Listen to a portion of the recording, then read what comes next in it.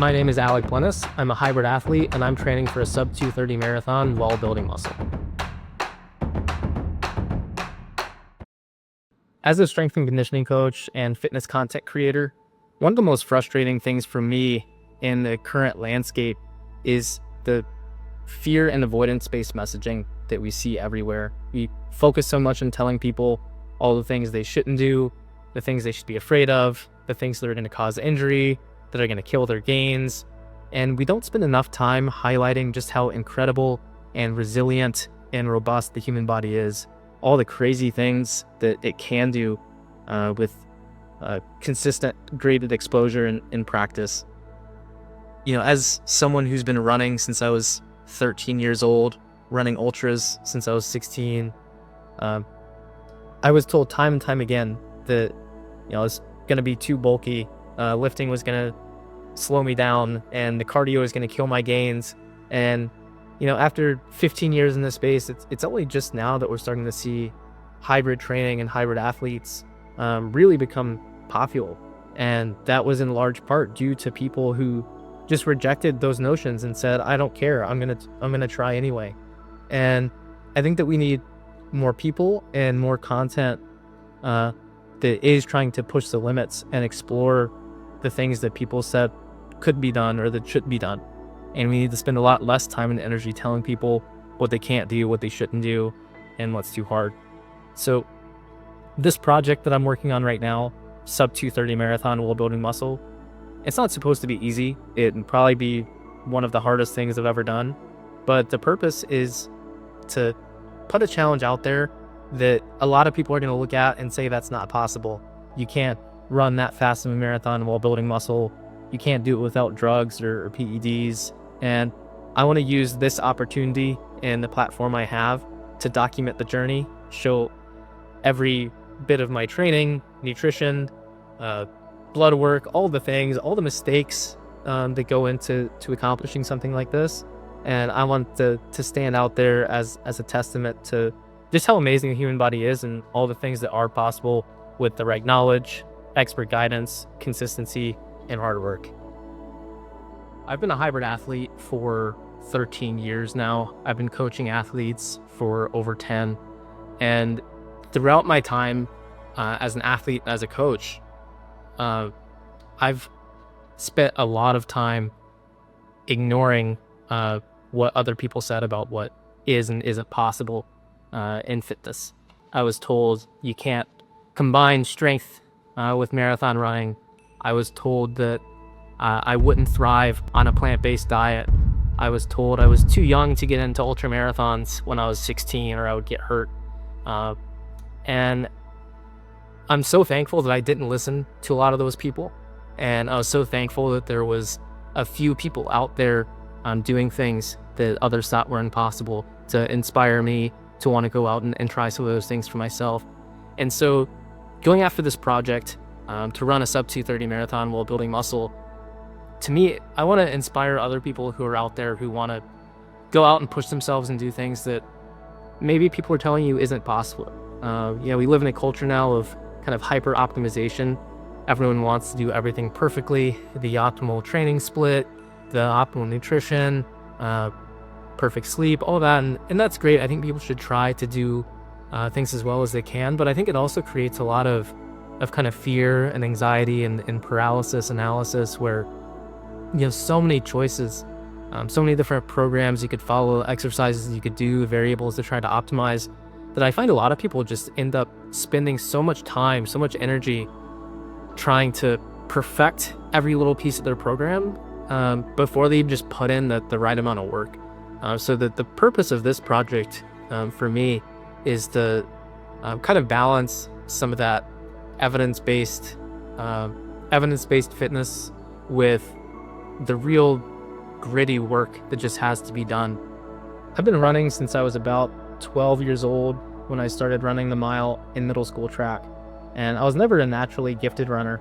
And that's actually why I ended up doing the mile and 2 mile, is because all the fast kids got to run the fun events, the 100, 200, 400. And I remember coach kind of looking around like, who's going to run the mile and 2 mile.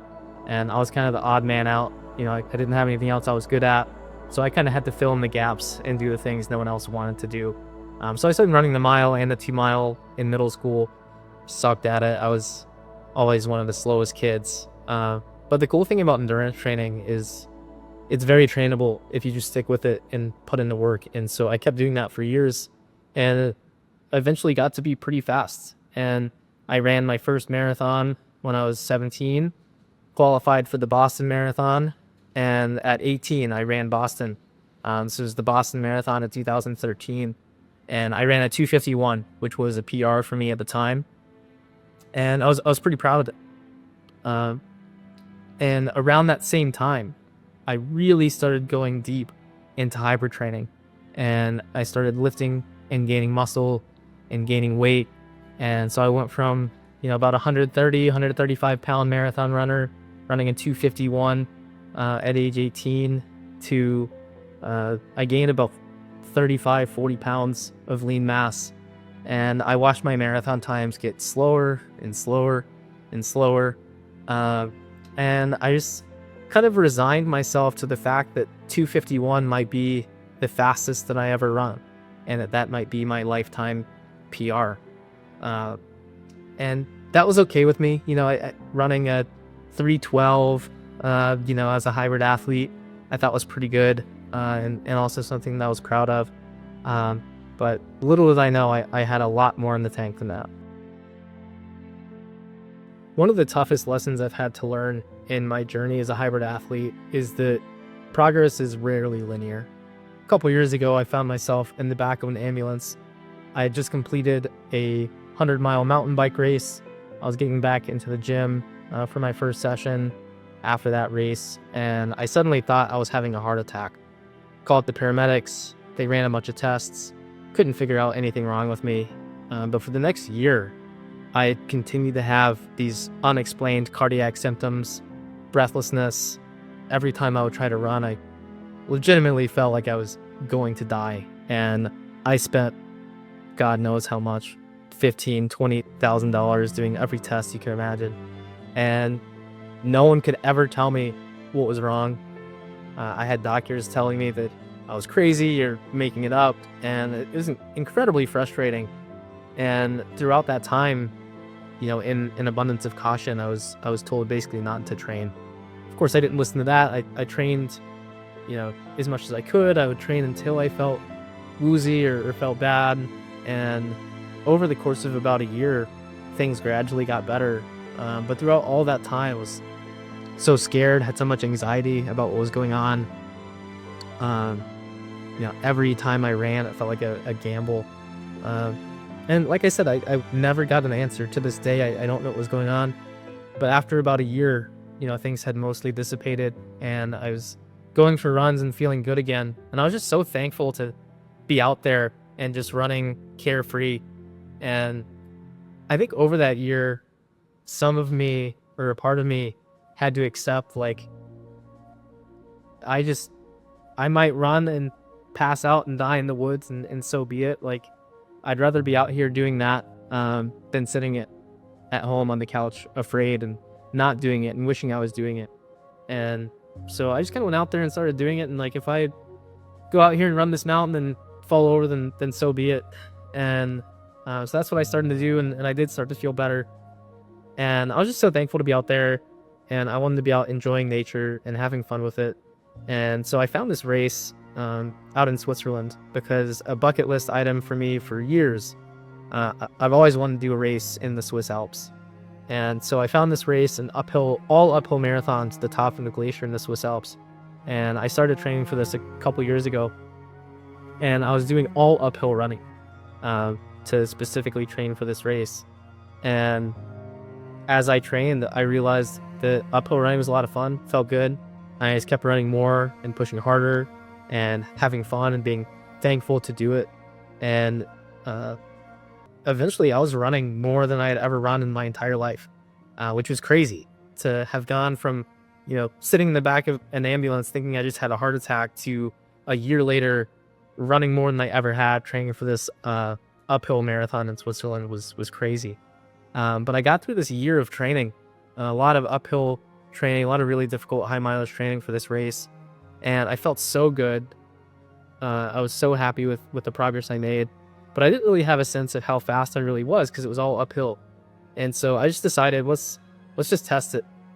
So 3 weeks after having ran this all uphill race in Switzerland, I did the Twin Cities Marathon, just a flat road marathon to see what I could do.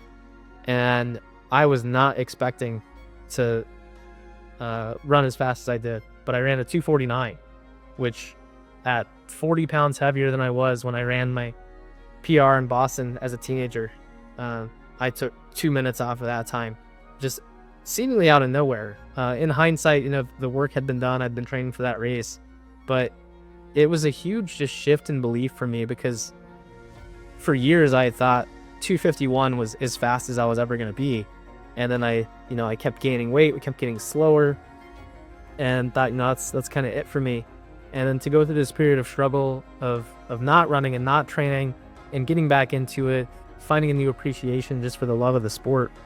And then, after a year of really hard work to set a new all-time PR it was so cool.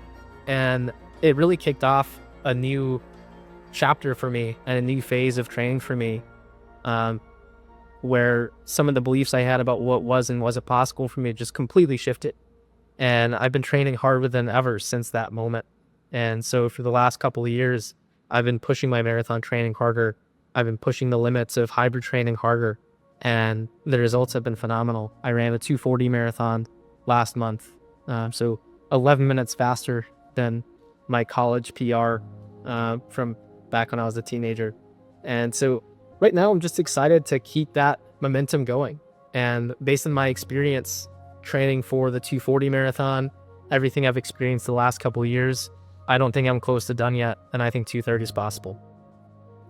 To kick off the Road to 2:30 project, I've moved here to Austin, Texas as of last week, and I'm surrounding myself with the best hybrid athletes, coaches, sports scientists, and training partners that I think the world has to offer. Really excited to share all of that with you and document the journey. I'm going to be sharing more of my own training, both the good and the bad, share some mistakes.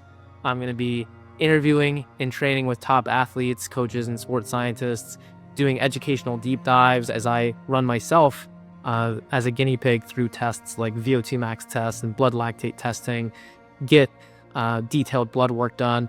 I want to share all of that with you guys. No secrets. To share the good stuff and the bad stuff, and we're going to all learn and grow together. I think it's important as a coach myself to be in the arena, trying this stuff out, learning and growing alongside my athletes. And so I'm really excited, selfishly as an athlete, to be pursuing this project. But I also think it's really cool that I'm going to be able to use this as an opportunity to learn and grow and be a better coach and educator myself. So if you're interested, follow along. Really looking forward to it. It's going to be fun.